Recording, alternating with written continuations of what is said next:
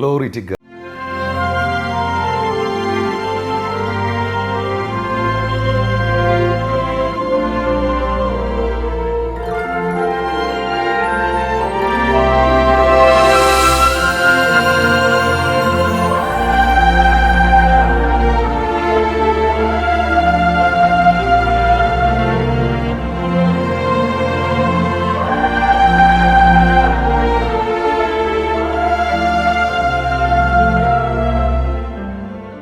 Glory to God. Jesus is alive എന്ന ഈ പ്രോഗ്രാമിലേക്ക് എല്ലാ മാന്യ പ്രേക്ഷകരെയും ഒരിക്കൽ കൂടെ യേശുക്രിസ്തുവിൻ്റെ നിസ്തുല്യ നാമത്തിൽ ഞാൻ സ്വാഗതം ചെയ്യുന്നു.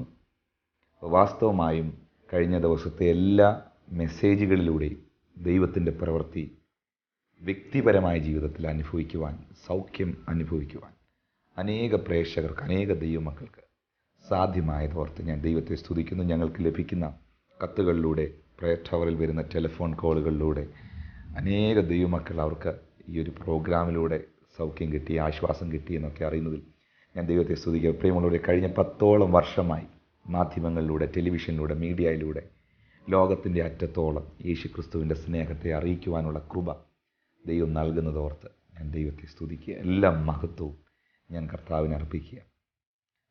വാസ്തവമായും പല രാജ്യങ്ങളിൽ, പല പട്ടണങ്ങളിലൊക്കെ ദൈവം അയച്ച് അവിടെ കടന്നു ചെല്ലുമ്പോൾ ജീസസ് ഈസ് അലൈവ് എന്ന ഈ ടെലിവിഷൻ പ്രോഗ്രാം കണ്ട് സൗഖ്യം പ്രാപിച്ച, അനുഗ്രഹിക്കപ്പെട്ട ഒരു കൂട്ടരെ എല്ലായിടത്തും കാണുവാൻ ദൈവം സഹായിക്കുന്നു. എന്നൊരു പക്ഷേ ഈ പ്രോഗ്രാം നിങ്ങൾ എന്നെ ആദ്യമായിട്ട് കേൾക്കുന്ന ഒരു വ്യക്തിയാണെങ്കിൽ നിശ്ചയം നിങ്ങൾ പ്രാർത്ഥനയോടുകൂടെ ആയിരിക്കുക, ഉറച്ചു വിശ്വസിക്കുക. ദൈവം ഒരു അത്ഭുതം നിങ്ങൾക്ക് വേണ്ടി ചെയ്യും.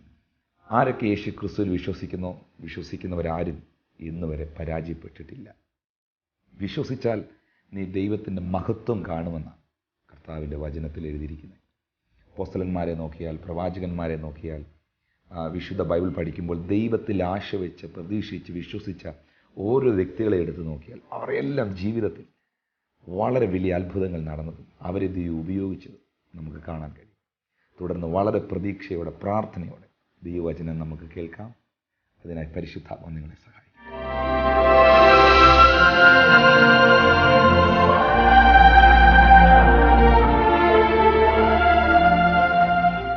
നമ്മുടെ അല്പസമയത്തെ ദൈവവചന ധ്യാനത്തിനായി യോഹന്നാന്റെ സുവിശേഷം 1-ാം അധ്യായം 12-13 വാക്യങ്ങൾ നമുക്ക് ശ്രദ്ധിക്കാം. അവനെ കൈക്കൊണ്ട് അവൻ്റെ നാമത്തിൽ വിശ്വസിക്കുന്ന ഏവർക്കും അവൻ ദൈവമക്കളാകാൻ അധികാരം നൽകിയിരിക്കുന്നു. അവർ രക്തത്തിൽ നിന്നല്ല, മാംസത്തിൽ നിന്നുമല്ല, പുരുഷൻ്റെ ഇഷ്ടത്താലുമല്ല ജനിച്ചത്, അവർ ദൈവത്തിൽ നിന്നത്രേ ജനിച്ചത്.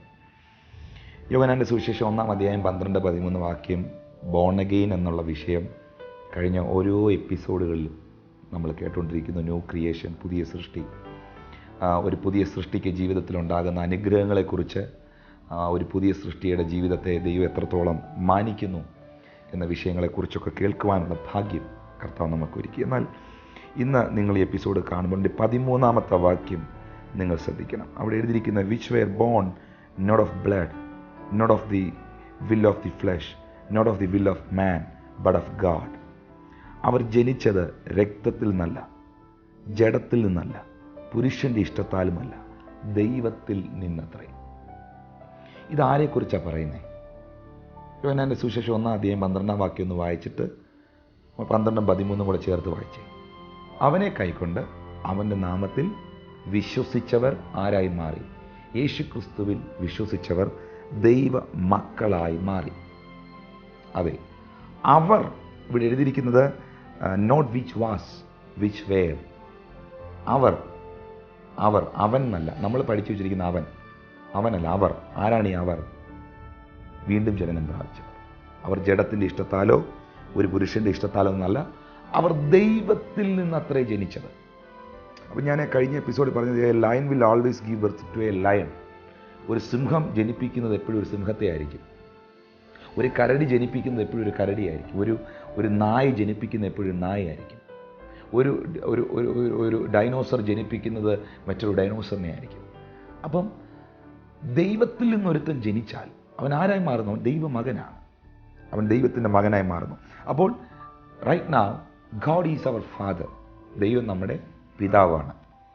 ഇന്ന് ഈ പ്രോഗ്രാം കാണുന്ന ബോൺ അഗെയിൻ ആയിട്ടുള്ളവരോടും യേശുക്രിസ്തുവിലേക്ക് വരുന്നവരോടും യേശുക്രിസ്തുവിനെക്കുറിച്ച് കേൾക്കുന്നവരോടുമൊക്കെ ഞാൻ പറയുന്നു, നിങ്ങളുടെ ഹൃദയത്തിൻ്റെ വാതിൽ നിങ്ങൾ യേശുവിനായി തുറന്നു കൊടുക്കുമ്പോൾ, നിങ്ങൾ യേശുവെ എന്ന് വിളിച്ച് പ്രാർത്ഥിക്കുമ്പോൾ, നിങ്ങൾ ദൈവവചനത്തിൽ വിശ്വസിക്കുമ്പോൾ, പിതാവായ സർവശക്തനായ ദൈവം നിങ്ങളുടെ അകത്തെ മനുഷ്യനിലേക്ക്, നിങ്ങളുടെ മാനുഷിക ആത്മാവിലേക്ക് ദൈവത്തിൻ്റെ ആത്മാവ് കടന്നു വരുന്നു. അപ്പോഴാണ് നിങ്ങൾ ബോൺ അഗെയിൻ ആകുന്നത്, വീണ്ടും ജനനം പ്രാപിക്കുന്നത്. അപ്പോൾ നിങ്ങൾ ശ്രദ്ധിക്കണം, കൂട്ടാളികളായി തീരുവാൻ ഇടവരുന്നു. ഇവിടെ എഴുതിയിരിക്കുന്നത് ഡിവൈൻ നേച്ചർ, ദൈവത്തിൻ്റെ നേച്ചറിന്, ദൈവത്തിൻ്റെ ദിവ്യ സ്വഭാവത്തിന് നമ്മൾ കൂട്ടവകാശികളായി, പാർട്ടേക്കേഴ്സായി. അപ്പം ഒരു വ്യക്തി ബോൺ അഗെയിൻ ആകുമ്പം, വീണ്ടും ജനനം പ്രാപിക്കുമ്പോൾ, യേശുക്രിസ്തുവിലായിത്തീരുമ്പോൾ, അവൻ the divine nature of God, we are the partaker of the divine nature of God. ദൈവത്തിൻ്റെ സ്വഭാവത്തിന് കൂട്ടവകാശിയാകുന്നു. ദൈവത്തിൻ്റെ സ്വഭാവം എന്നാ? നിങ്ങൾ ശ്രദ്ധിക്കൂ, നിങ്ങളൊന്നുകൂടെ ശ്രദ്ധിക്കൂ. ഈ ദൈവത്തിൻ്റെ ആത്മാവ് നിങ്ങളുടെ ആത്മാവിൽ വരുമ്പോൾ, നിങ്ങൾ യേശു ക്രിസ്തുവിൽ വിശ്വസിക്കുമ്പോൾ, നിങ്ങൾ ക്രിസ്തുവിലായിത്തീരുമ്പോൾ, നിങ്ങൾ ദൈവത്തിൻ്റെ സ്വഭാവത്തിന് കൂട്ടവകാശികളാകുന്നു. അപ്പോൾ നിങ്ങളുടെ ഇപ്പോഴത്തെ നേച്ചർ ദൈവത്തിൻ്റെ നേച്ചറാണ്, ബോൺ അഗെയിൻ ആ ഒരു വ്യക്തിക്ക്. അപ്പം ദൈവത്തിൻ്റെ നേച്ചർ എന്നാ? ഉറക്കം തൂങ്ങിയിരിക്കുന്നതാണോ? അല്ല. ദൈവത്തിൻ്റെ നേച്ചർ എന്നാ? ഒരു പ്രശ്നം കണ്ടാൽ ഒളിച്ചോടുന്നതാണോ? ദൈവത്തിൻ്റെ നേച്ചർ എന്താ? ഒരു വിഷയം വന്നാൽ മാറിയിരിക്കുന്നതാണോ? നോ. എന്തിനേയും അതിജീവിക്കുന്ന, സകലത്തെയും ജയിക്കുന്ന, സകലത്തെ ഓവർകം ചെയ്യുന്ന, മരിച്ചതിനെ ഉയർപ്പിക്കുകയും ഇല്ലാത്തതിനെ ഉള്ളതുപോലെ വിളിച്ചു വരുത്തുകയും ചെയ്യുന്ന അമാനുഷികമായ കാര്യങ്ങൾ ചെയ്യുന്ന നേച്ചറാണ് ദൈവത്തിൻ്റെ നേച്ചർ. അപ്പോൾ ഈ ഭൂമിയിൽ ബോൺ അഗെയിൻ ആയ നിങ്ങളോട് ഞാൻ പറയട്ടെ, സിംഹം ജനിപ്പിച്ചത് സിംഹത്തെയാണെങ്കിൽ സിംഹത്തിന് കുരയ്ക്കാനൊക്കത്തില്ല, ഗർജിക്കാനേ ഒക്കത്തുള്ളൂ. സിംഹത്തിന് സിംഹത്തിൻ്റെ സ്വഭാവമേ കാണിക്കാനൊക്കത്തുള്ളൂ. നായ്ക്ക് ഗർജിക്കാനൊക്കത്തില്ല, അതിന് കുരയ്ക്കാനേ ഒക്കത്തുള്ളൂ. അത് നായയുടെ കുട്ടിയാണ്. നിങ്ങൾ ജനിച്ചത് ദൈവത്തിൽ നിന്നാണ്, ദൈവത്തിൻ്റെ വിത്താണ് നിങ്ങളിൽ വസിക്കുന്നത്. അപ്പോൾ ദൈവത്തിൻ്റെ ഡിവൈൻ നേച്ചറിന് നിങ്ങൾ അവകാശികളാണ്. ഇന്നിപ്പോൾ നിങ്ങൾ ഏതെങ്കിലും ഒരു പ്രശ്നത്തിലോ പ്രതിസന്ധിയിലോ കടന്നു പോകുന്നെങ്കിൽ, നിങ്ങൾ യേശു ക്രിസ്തുവിൽ വിശ്വസിക്കുന്ന ഒരാളാണെങ്കിൽ, നിങ്ങളുടെ ആത്മാവിൽ ദൈവത്തിൻ്റെ ആത്മാവ് ഉണ്ടെങ്കിൽ, നിങ്ങൾ ഉണ്ട്, വിശ്വസിക്കുക, കർത്താവ് നിങ്ങളിലുണ്ട്. നിങ്ങളെ ദൈവം വിളിച്ചത് യാചിക്കാനല്ല, കൽപ്പിക്കാനാണ്. ഈ ഭൂമിയിലെ അവകാശം ദൈവം നിങ്ങൾക്ക് നൽകിയിരിക്കുക. അവൻ്റെ ദിവ്യ സ്വഭാവത്തിന് നമ്മൾ കൂട്ടാളികളായി മാറി. നോക്കി, നമ്മൾ കർത്താവിനെ കൈക്കൊണ്ടപ്പോൾ അവൻ്റെ മക്കളായി മാറി. Now God is our father.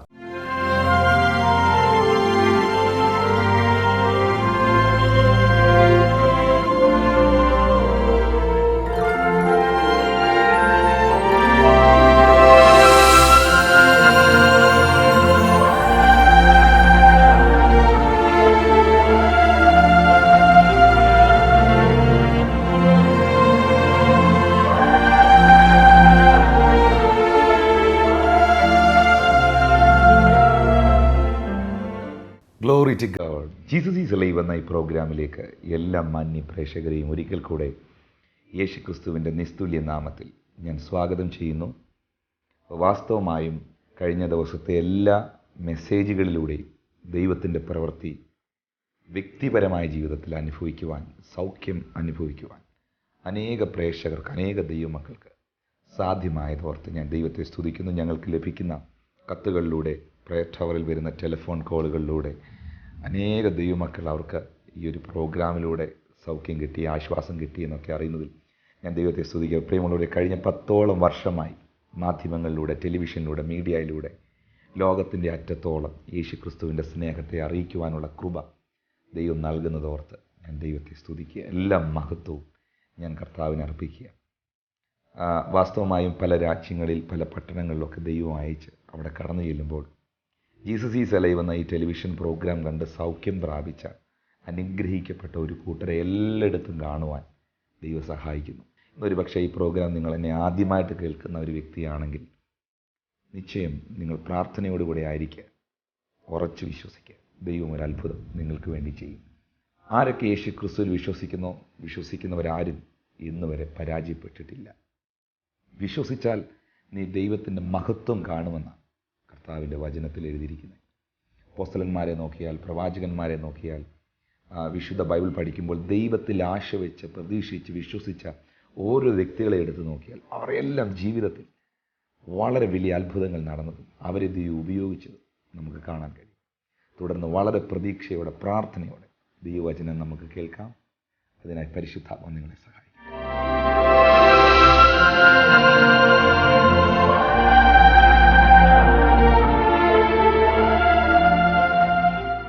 നമ്മുടെ അല്പസമയത്തെ ദൈവവചന ധ്യാനത്തിനായി യോഹന്നാന്റെ സുവിശേഷം 1-ാം അധ്യായം 12-13 വാക്യങ്ങൾ നമുക്ക് ശ്രദ്ധിക്കാം. അവനെ കൈക്കൊണ്ട് അവൻ്റെ നാമത്തിൽ വിശ്വസിക്കുന്ന ഏവർക്കും അവൻ ദൈവമക്കളാകാൻ അധികാരം നൽകിയിരിക്കുന്നു. അവർ രക്തത്തിൽ നിന്നല്ല, മാംസത്തിൽ നിന്നുമല്ല, പുരുഷൻ്റെ ഇഷ്ടത്താലുമല്ല ജനിച്ചത്, അവർ ദൈവത്തിൽ നിന്നത്രേ ജനിച്ചത്.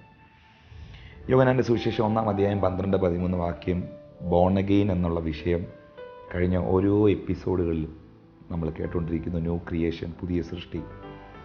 ഒരു പുതിയ സൃഷ്ടിക്ക് ജീവിതത്തിലുണ്ടാകുന്ന അനുഗ്രഹങ്ങളെക്കുറിച്ച്, ഒരു പുതിയ സൃഷ്ടിയുടെ ജീവിതത്തെ ദൈവം എത്രത്തോളം മാനിക്കുന്നു എന്ന വിഷയങ്ങളെക്കുറിച്ചൊക്കെ കേൾക്കുവാനുള്ള ഭാഗ്യം കർത്താവ് നമുക്കൊരുക്കി. എന്നാൽ ഇന്ന് നിങ്ങൾ ഈ എപ്പിസോഡ് കാണുമ്പോൾ 13-ാമത്തെ വാക്യം നിങ്ങൾ ശ്രദ്ധിക്കണം. അവിടെ എഴുതിയിരിക്കുന്ന which were born not of blood, not of the will of the flesh, not of the will of man, but of God.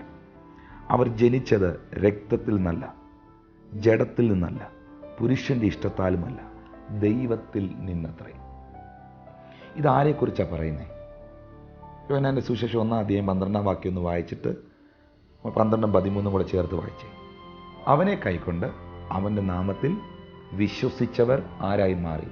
യേശുക്രിസ്തുവിൽ വിശ്വസിച്ചവർ ദൈവ മക്കളായി മാറി.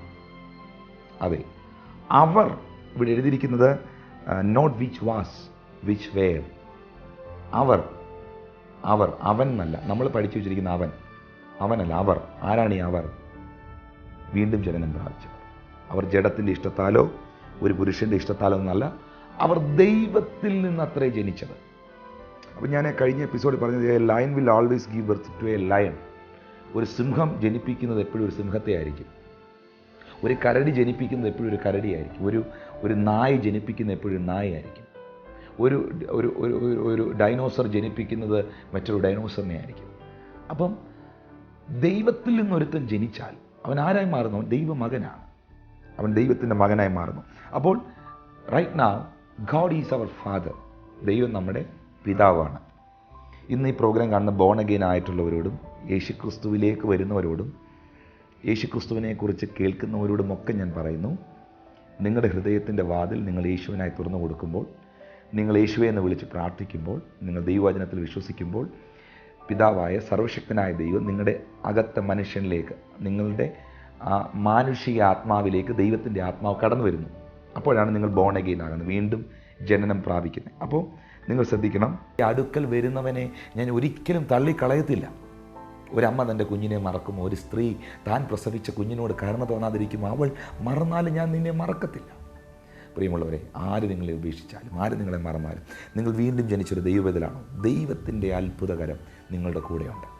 സർവശക്തനായ ദൈവം നിങ്ങളെ വിളിച്ചത് ജയിക്കാൻ തന്നെ, ജയാളിയായി ഈ ഭൂമിയിൽ ജീവിക്കാനാണ്. 1 യോഹന്നാൻ 4:4 നിങ്ങളിലുള്ളവൻ ലോകത്തിലുള്ളവനേക്കാൾ വലിയവനാണ്.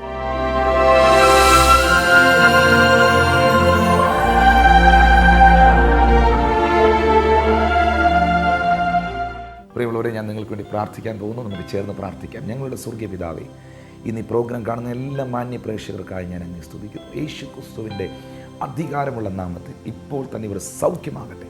ദൈവം ഞങ്ങളുടെ പിതാവായിരിക്കുമ്പോൾ സ്വർഗത്തിലെ പോലെ ഈ ഭൂമിയിലും ആകണമേ എന്ന് പ്രാർത്ഥിക്കുവാൻ അങ്ങ് ഞങ്ങളെ പഠിപ്പിച്ചെങ്കിൽ യേശുവിൻ്റെ നാമത്തിൽ സ്വർഗത്തിലെ സന്തോഷം ഇവർ ഭൂമിയിൽ അനുഭവിക്കട്ടെ. സ്വർഗത്തിലെ സൗഖ്യങ്ങൾ, ആരോഗ്യം ഇവർക്ക് ഭൂമിയിൽ ഉണ്ടാകട്ടെ. സ്വർഗത്തിലെ സമാധാനം ഇവർക്ക് ഭൂമിയിൽ ഉണ്ടാകട്ടെ. യേശുവിൻ്റെ നാമത്തിൽ ഇവർ മാനിക്കപ്പെടട്ടെ എന്ന് പ്രാർത്ഥിക്കുന്നു. ഇപ്പോൾ എന്നെ കണ്ടുകൊണ്ടിരിക്കുന്ന എല്ലാ ദൈവപുരുഷന്മാർക്കായി, എല്ലാ കുടുംബങ്ങൾക്കായി, എല്ലാ മാതാപിതാക്കൾക്കായി, എല്ലാ കുഞ്ഞുങ്ങൾക്കായി പ്രാർത്ഥിക്കുന്നു. യേശുവിൻ്റെ നാമത്തിൽ കർത്താവരെ മാനിക്കുന്നതിനായി ഞാൻ അങ്ങേക്ക് സ്തോത്രം ചെയ്യുന്നു. അപ്പോൾ തന്നെ പിതാവ്, ഈ ദിവസങ്ങളിൽ നടക്കുന്ന എല്ലാ മീറ്റിങ്ങുകളെയും അവിടുത്തെ കരങ്ങളിൽ തരുന്നു. പാലക്കാട് നടക്കുന്ന മീറ്റിങ്ങിനെ, മറ്റ് കൽപ്പറ്റയിൽ നടക്കുന്ന മീറ്റിങ്ങിനെ, ഓരോ സ്ഥലങ്ങളിലെ മീറ്റിങ്ങിനെ നിൻ്റെ കരങ്ങളിൽ ഏൽപ്പിക്കുന്നു. വലിയ അത്ഭുതം നീ ചെയ്യണം. ഇപ്പോൾ രോഗികളായിട്ട് എന്നെ കാണുന്നവർ യേശുവിൻ്റെ അടിപ്പിണരാൽ, യേശുവിൻ്റെ നാമത്താൽ സൗഖ്യമാകട്ടെ. കുടുംബ പ്രശ്നങ്ങൾ അനുഭവിക്കുന്നവർ ഇപ്പോൾ യേശുവിൻ്റെ നാമത്തിൽ വിടുതൽ അനുഭവിക്കട്ടെ എന്ന് പ്രാർത്ഥിക്കുന്നു. ധാരാളമായിട്ട് അനുഗ്രഹിക്കണം. പ്രാർത്ഥന കേട്ടതിന് നന്ദി. യേശുവിൻ്റെ നാമത്തിൽ തന്നെ. ദൈവമായ കർത്താവ് നിങ്ങളെ, നിങ്ങളുടെ കുടുംബത്തെ, നിങ്ങൾക്കുള്ളതിനെയും ധാരാളമായിട്ട് അനുഗ്രഹിക്കട്ടെ. പ്രാർത്ഥിക്കുക. ഞായറാഴ്ച നടക്കുന്ന ആരാധനയിൽ നിങ്ങളെല്ലാവരും കടന്നു വരണം. നിങ്ങളുടെ ലൈഫിന് അത് വലിയൊരു അനുഗ്രഹത്തിനും വിടുതലിനും കാരണമായി തീരും. അടുത്ത ദിവസം കാണുന്നവരെയും അത്യുന്നതൻ്റെ ചിറകിൻ്റെ മറവിൽ കർത്താവ് നിങ്ങളെ സൂക്ഷിക്കട്ടെ. I bless you in Jesus almighty name.